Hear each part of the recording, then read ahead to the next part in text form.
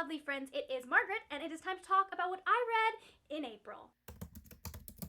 I did better this April than I did last April, because last April I barely read 6 books. This April I managed to get to 9. I'm very happy with that. We did not continue the March slump that happened. I read so many books that I enjoyed in April. I might even have found like a favorite of the year. There is a whole other level of obsession that is attached to this book because it's a TV show and it's a book, and I'm just not okay because I'm out of episodes, but I am not out of books, so there is hope. Getting into my stats for the month, like I said, I read 9 books. That comes to 3,448 pages for the month. The format breakdown of those books were 6 audiobooks and 3 physical books. The age breakdown was 4 adult, 4 young adult, and 1 middle grade. The breakdown in genres comes in with a whopping 5 contemporaries to everyone's surprise, 2 science fiction, 2 fantasy, and 1 historical fiction. The ratings break down to 3 5 stars, 4 4 stars, and 2 3 stars. And then 4 of those books were books that I already owned, and 5 of them came from the library, saving me a total of $78.97. I also ended up using 5 of those books to fulfill prompts for the Owls Readathon. And those books were Binti by Nettie Okorafor, which completed the prompt for Potions, which was to read a book under 150 pages. The Hammer of Thor by Rick Riordan, which completed the prompt for Transfiguration, which is to read a book or series that includes a shapeshifter. The Kiss Quotient by Helen Huang, which completed the prompt for Defense Against the Dark Arts, which was to read a book set by the sea or coast. One for the Money, which completed the prompt for Arithmancy, which is to read a book outside of your favorite genre. And Fangirl by Rainbow Rowell, which completed the prompt for Ancient Runes, which is to read a book with a heart on the cover. Of those books, my least favorite book in April was One for the Money by Janet Ivanovich, and my favorite book in April was Leviathan Wakes by James S.A. Corey. Now that you know how I did for the month, it is time to talk about what books I read this month. The first book I finished was Binti by Nettie Okorafor. Binti is a sci-fi novella about home, following your dreams, and righting the wrongs of the past, even if you weren't necessarily the one who committed those wrongs. I had so much fun reading this. Like, there's a lot of stuff that you're sitting there while you're reading it going, okay, but what does this mean? And I like that kind of science fiction. I had a very good month for science fiction this month, guys. It was a good month for science fiction and Margaret. Some of the things that I really liked about Binti was I loved the world building and how intentional it is and how integral Binti's culture is to how she fits in the world. It's one of those world building systems where you can feel the history behind it even though you're not necessarily seeing or hearing all of the history, and I really enjoyed that. I love science fiction where you can go, I bet there is an entire Bible that just has all kinds of details about this world. Like, you can feel the details, but the author isn't like pounding them into your head, like overwhelming you with them as they're writing. It was really good. It was really short and snappy. Like, she got in, she got to the point, she didn't waste any time or any words. It was really good at doing what it needed to do with the plot in the short amount of time it had. I loved Binti as a main character. I just loved how she just decided to do what she wanted to do. She was a great character that found this balance between wanting to be a part of tradition but also wanting to make her own way. I really appreciated that, and I really liked the way that culture is used in this book as a part of the plot, as something that affects and changes the plot on multiple levels, not just in Binti's case, but in the case of some of the other characters that we meet in this book. The only thing I didn't like is there's one scene in here that I found weird and a little Stockholm Syndrome-y, if Stockholm Syndrome was a thing. I was not entirely sure why we had to have her come to the conclusion she came to about something. It was weird. It was just weird to me. Like, I liked what happened afterwards, but it doesn't sit right. I don't know, there might be more to that when we get later on into this trilogy of novellas. The next book that I read was The Strange and Beautiful Sorrows of Ava Lavender by Leslie Walton. The Strange and Beautiful Sorrows of Ava Lavender is a young adult historical fiction about Ava Lavender, a girl who was born with wings and no one can quite understand why. However, if you look back into the history of her family, the answers might be there. This is one of the books that I read for my Small Booktubers Shoutout series. If you haven't seen that yet, go ahead and check out the link up top or in the description box. I recommend some really great small booktubers. I think you'll really like them. This is the one I read for Hannah over at Snow White Reader. It's one of her favorite books. I get the appeal of this book. I understand why people are so in love with it. It has such a gorgeous writing style. Like, I was continually being blown away by the way Leslie Walton makes sentences work. They just were beautifully crafted. I also love the intricate way that the backstories of these characters were connected. I love that. I love having characters that have all multiple things going on and it's influencing everyone, and you're sitting there going, but this means this, and this, and this, and you're waiting for everything to come together. That's what this book is. Really, really a lot of waiting for everything to come together. I also really liked the two very cute kind of brief romances that we got in here. That's what saved the book for me, is that we get to the end and we've got some romance, and I liked how those romances worked out. I liked the fact that we've been building to one of them for a while at this point, and I really appreciated that. And then I also loved how it looked at historical power imbalances, especially in the way that power affects working class women. There was a lot that was said in this book and examined, and it wasn't necessarily like the main focus of the plot, but it was there, and you could see it having its effect throughout the generations that are seen in this book. Now that said, there were a few things that I wasn't the biggest fan of. Part of that is most of it, I feel, all comes down to the structure of this novel. This is a very linear plot line covering multiple generations, and because of the speed at which the plot progresses, I wasn't given enough time to really get attached to any of the characters and to find what that, like, you knew what the character wanted, but I didn't feel it in my soul. You know what I mean? I feel like we needed just a little bit more time taken with some of these characters. I felt like we're halfway through before we even meet Ava Lavender, the titular character on the book, and there's a point to that, but I feel like it would have been so much more impactful for me personally as a reader, and the way I like my multi-generational stories is when you're flipping back and forth between one timeline and the next. I tend to feel that that connects me more. The next book that I finished in April was The Hammer of Thor by Rick Riordan. The Magnus Chase and the Gods of Asgard series is a middle-grade contemporary fantasy about Magnus Chase, a teenager who doesn't even realize that the gods of Asgard are real until he dies and winds up in Valhalla, and somehow gets dragged into helping prevent doomsday. You guys know I love me some Rick Riordan. This is was our March book, I think, our March book for Demigods Anonymous. We're behind a little bit, okay? Like, it took me a while to finish this, and then things have happened, and if you hadn't noticed, in the world. So it took us, it's taking us a minute to get to these live shows. However, this was so good. It's Rick Riordan. I love Rick Riordan. He just knows how to write worlds and characters and humor that connect with me and make me happy. Part of that is because Rick Riordan likes a good pun, and I am a fan of even the bad puns. Puns make me happy. It's a failing, I know. I loved this. I love the characters. I love how we get to delve into them more in this book. We get to see backstory for a lot more of the characters. We get to kind of develop the backstory that we already have for some of the other ones that we met in the first book. I felt like the quest in this book was so much more focused. There was so much more, like, everything felt necessary and important, even the kind of the side quests. I loved the way that family drama was worked into this. Like, it's not just Magnus Chase's family drama, because you know Chases have family, that Chases just are followed by drama, but it's other characters are having all of these different kinds of family drama that you're seeing, and it really is just explored in a fun, interesting way. I love the relationship angst that is in here. It was good, and I enjoyed it. You know me, I'm just a sucker for good relationship angst. It's why I love Perkabeth so much. I love how Rick Riordan knows how to just really mix modern society, I guess, and mythology together. Modernity, is that the word I'm looking for? I'm not entirely sure, but he just takes myths and he gives them the best modern twists. They're so clever. They're in ways that you're like, yes, that makes sense, but they're not always the expected ways.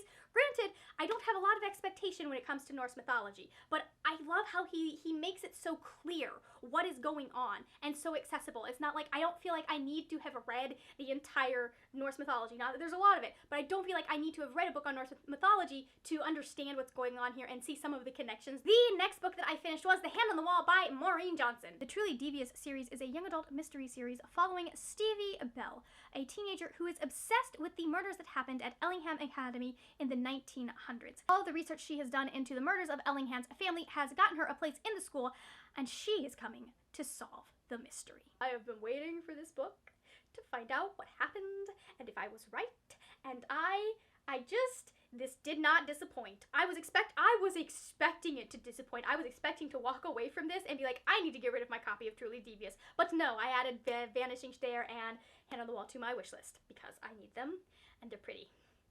But also I need them because I liked them. I love love Stevie. She is an idiot. She's exactly my kind of idiot. I was yelling at her throughout this entire book, being like, you know, maybe you shouldn't be doing this on your own because that's how people die. Like, Stevie would not survive a horror movie, but she'll survive a murder mystery. I loved that the plot always kept me guessing. Even when I was like, I think this is what's gonna happen, I'm still sitting there going, doubting myself. However, I just need to put out there, I was right.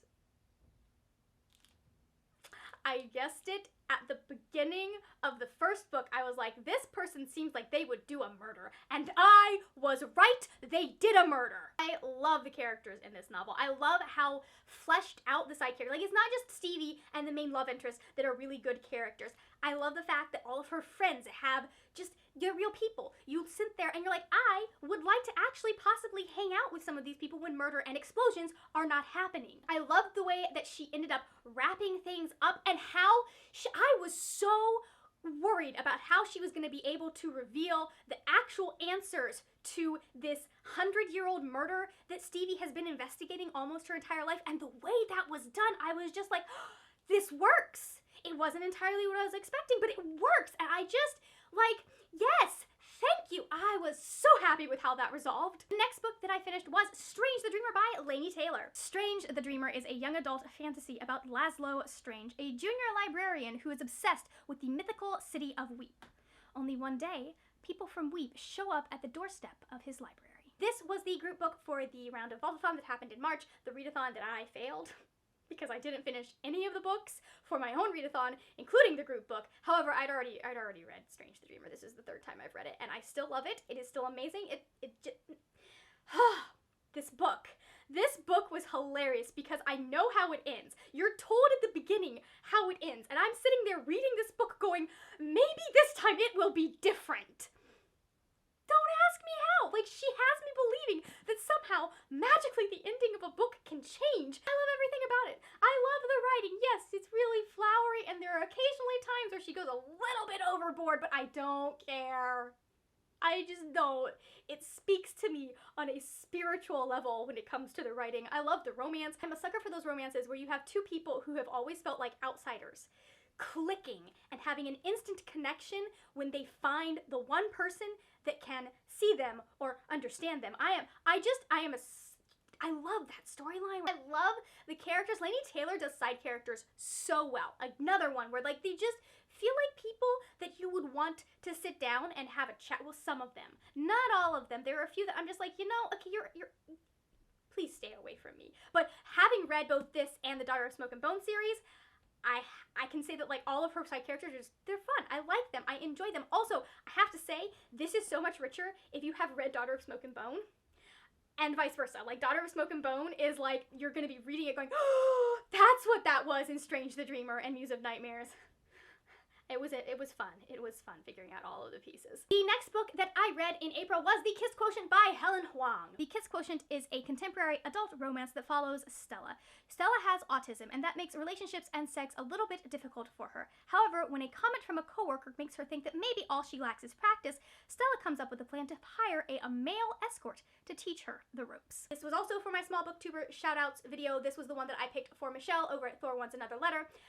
I'm so happy I finally picked this up. Like, I knew that there was a chance I was gonna like it, but there was also a chance that I was gonna be like, no, this is not for me, and I'm so glad that we aired on the former and not the latter. This was cute AF. It was the most adorable thing ever, and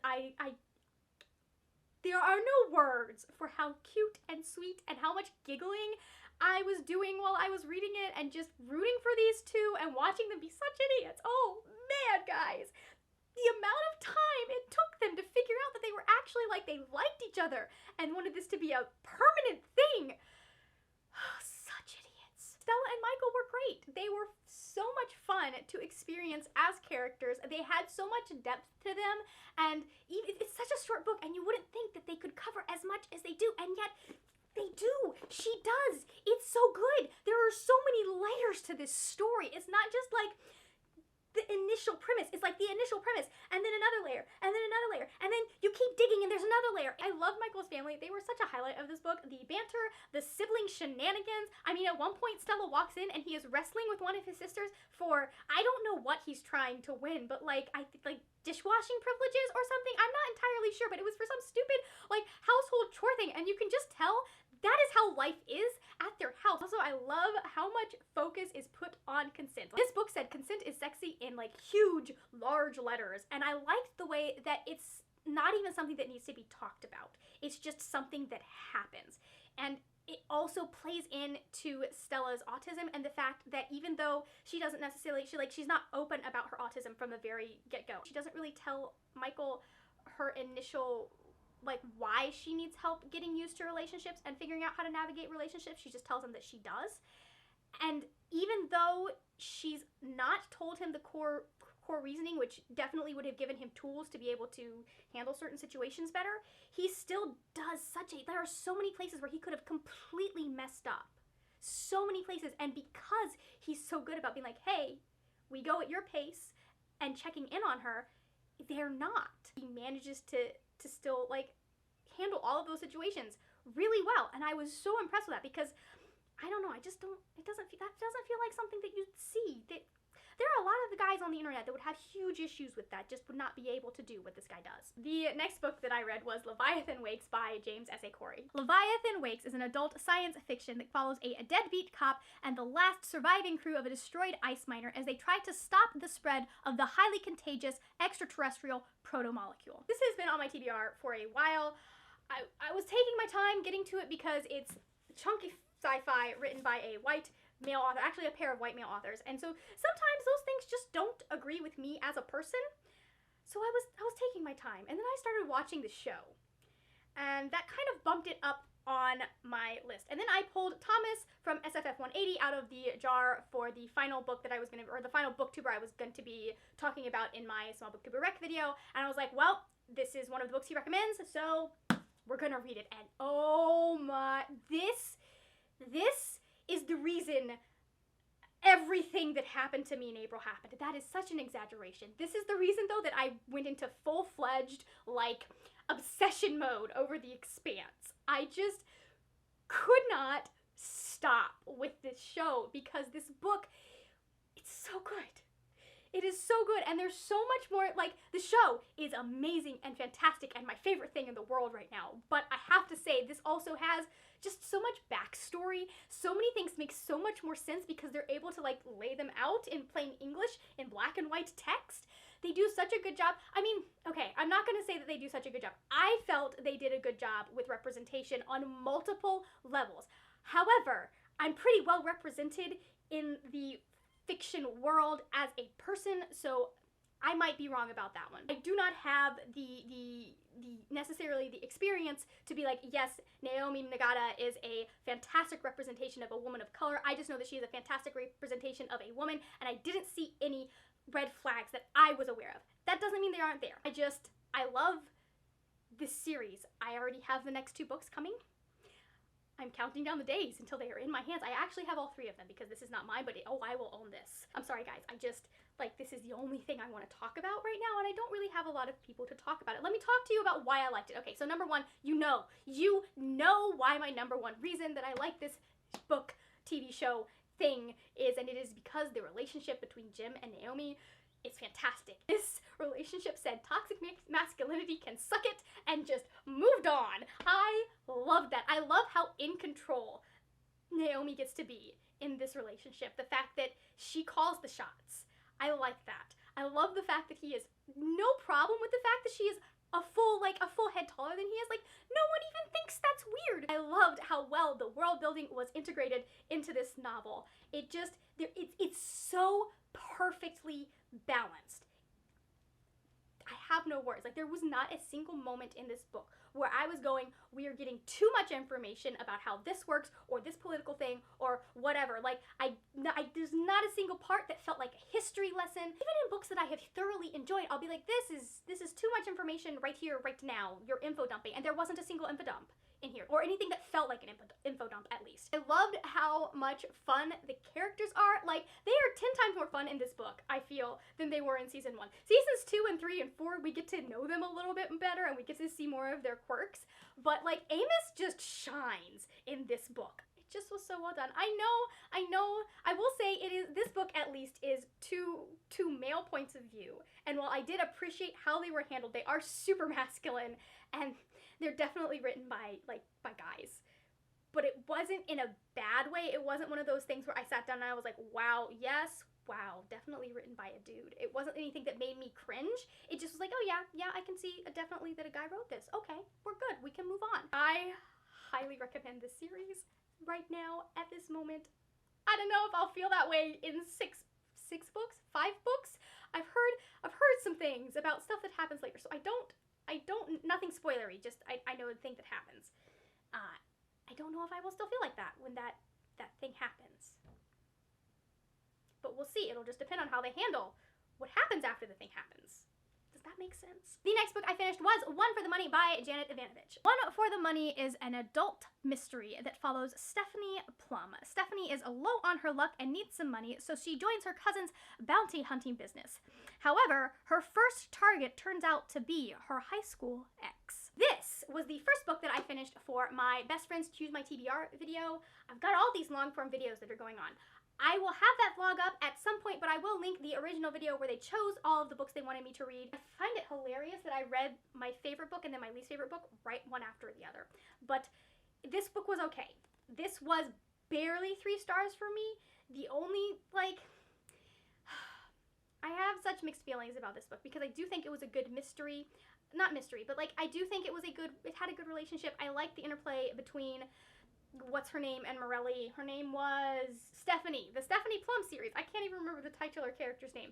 I liked the interplay between them. I liked some of the stuff that happened between them. I liked her as a character. I liked her attitude. I liked the fact that she was not ashamed of the ridiculousness that would go on in her particular corner of New Jersey. She was just like, this is just how it is. This is how people dress. This is normal. And I liked that. I liked the fact that it, for the most part, was very female positive, and there wasn't a lot of slut shaming or any of that stuff. However, there was a lot of racial stereotyping in this.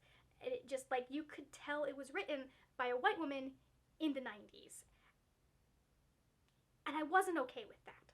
I mean, there were outright, at least one moment where I can think of something outright racist that was said / written. I can't remember whether it was dialogue, but I was just like, no, this is no. And it's not stuff that wasn't in the public consciousness or wasn't being talked about in 1994, which is when this book was written. I've heard that she grows more aware and she gets better about it, so I probably will continue on with the series. I'm not in a hurry, but I probably will.